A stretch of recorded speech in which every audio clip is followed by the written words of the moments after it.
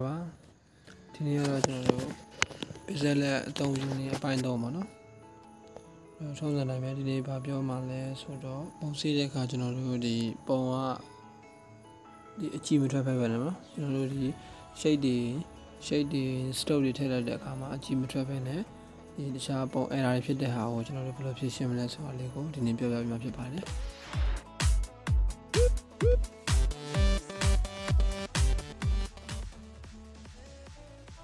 OK ကျွန်တော်တို့အရင်ဆုံး image site ကိုချိန်လိုက်မယ်နော် image site ကို new terminal မှာထားလိုက်မယ်။ဒီလိုကိုကြတဲ့ပုံစံကိုရွေးပြီးထားလို့ရတယ်။အခုကျွန်တော်ကဒီ new tab ကိုမသုံးသေးဘူးဆိုတော့ခဏဖြတ်ထားလိုက်မယ်။ကျွန်တော်က shape ကိုအရင်သုံးပါမယ်နော်။ဒီက shape ကိုဘယ်လိုသုံးပြမလဲဆိုတော့ကျွန်တော်တို့က sawine shape ကို sawine ယူလိုက်ပါမယ်နော်။ sawine ယူလိုက်မယ်ပြီးလို့ရှိရင်ဒီကောင် copy ယူလိုက်မယ် copy ကို color မတူတာနှစ်ခုထားလိုက်မယ် okay ကျွန်တော်ဒီက design တစ်မျိုးနဲ့လာချမ်းပုံလေးလောက်ပါပါနော်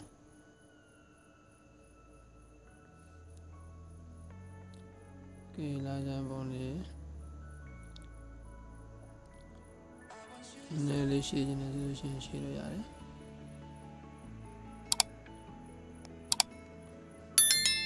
ဒီကျွန်တော်အဲ့နှစ်ခုကို layer ပေါင်းလိုက်မယ်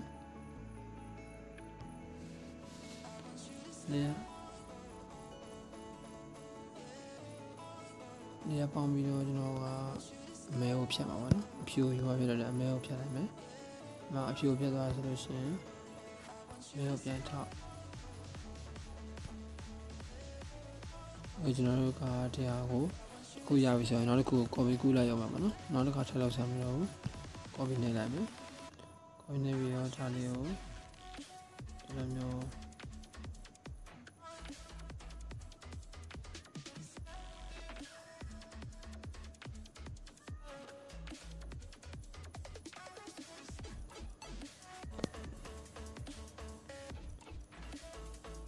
okay ဒါဆိုလို့ရှိရင်ကျွန်တော်တို့ဒီနှစ်ခုကို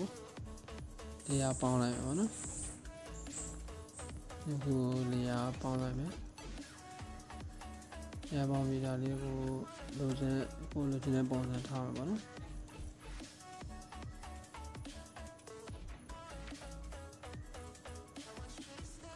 လိုချင်တဲ့ပုံစံကိုကြိုက်လို့ထားမယ်ပြီးလို့ရှိရင်ကျွန်တော်ကဒီအောင်ကိုဒီထဲကကျွန်တော်စာထည့်မှာပေါ့နော်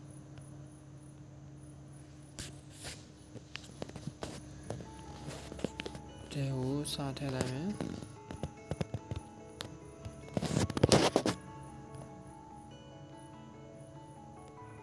okay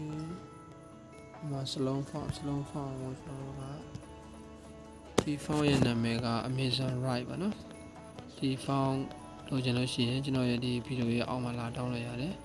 download ကတော့ကိုယ့်ဘာသာကိုဆွဲရမှာပါနော်ပြီးရင် font တွေကိုနေရာမချတတ်သေးဘူးဆိုရင်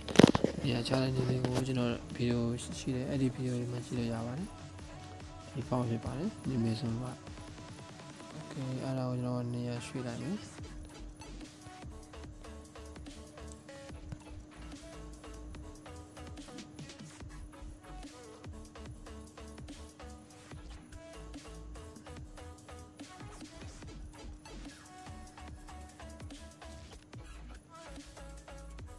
okay နေရာရွှေ့လိုက်မယ်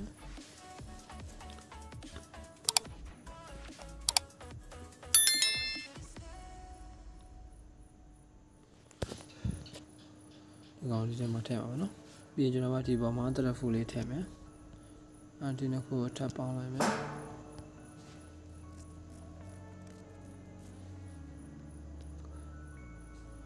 ပြီးရင်ကျွန်တော်ကဒီပေါ်မှာတရဖူလေးထားမှဖြစ်တဲ့အတွက်တရဖူလေးကိုဒီ shape ကနေသွားမယ်ပေါ့နော်တရဖူပုံမရှိဘူးဆိုလို့ရှိရင်ကျွန်တော်က Google မှာထောင်းလို့ရပါတယ် Google မှာ crown ဆိုပြီးရရှာလိုက်ပါနော်ကျွန်တော်တောင်းဝေးသားဖြစ်တဲ့အတွက်မတောင်းပြတော့ဘူး okay တရဖူဘက်ကောင်ထည့်ရမလဲဆိုတော့ကျွန်တော်ကတရားကိုနောက်ကလေးကို erase color နဲ့ဖြတ်လိုက်မယ် okay smooth ပြောအောင်ဆောင်းလေးဆွဲချလိုက်မယ်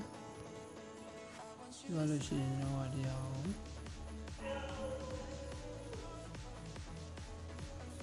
လေးမှာတင်ထားမှာနော်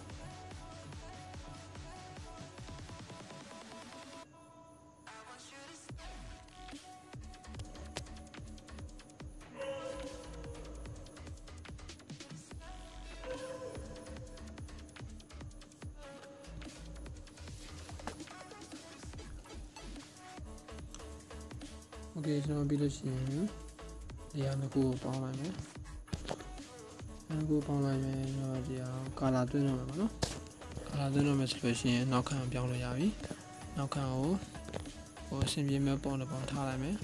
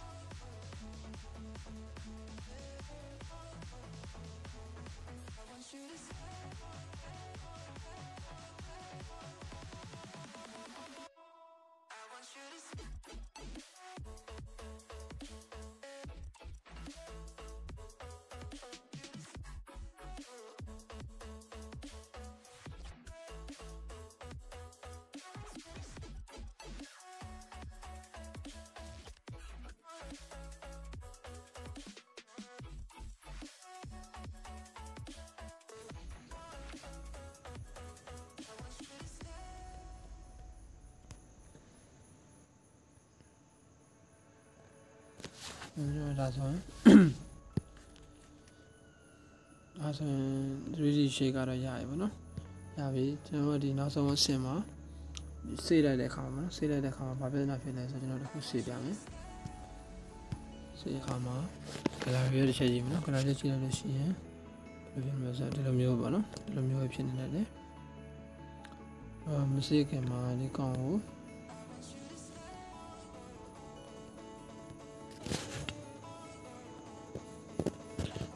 ကာလာမထည့်ခင်ပါနော်ဒီကောင်ကာလာမထည့်ခင်မှာကျွန်တော်ကာလာပြန်ဖြတ်လိုက်မယ်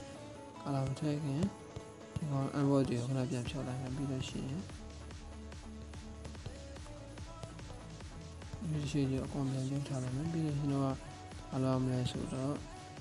ဒီနေရာပေါ့နော်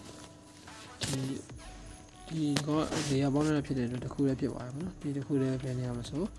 ရှေ့ကိုသူနဲ့အယောင်တူတဲ့ဟာပေါ့နော်အဖြူဆိုအဖြူအမဲဆိုအမဲရှေ့တစ်ခုယူအသေးဆုံးယူပြီးတော့ကျွန်တော်ပထမပြီးရမယ်လောက်ပြလို့ပဲဒီလေယာတစ်ခုပေါင်းလိုက်ပါပေါ့နော်ဒါတစ်ခုပေါင်းလိုက်မယ်ပြီးတော့ရှိရင်ဒီနှစ်ခုကိုပေါင်းပေးလိုက်ပေါင်းပြီးတော့မှခုနအဆင့်ပေါ့နော်ခုနက touch ကိုပြန်သွားမယ်touch ကိုပြန်သွားမယ်ပြီးရင်ပေါင်းတစ်ပေါင်းထည့်မယ်ပြန်လုပ်ပြီးစေအောင်ပဲပေါ့နော်ဒီ shade တွေထည့်မယ်ပြီးကျွန်တော်က emboss ကိုကြွားပြီးတော့ဒီလိုမျိုးဖြစ်နေလေးဆုံးဆွဲပေးလိုက်ပါနော်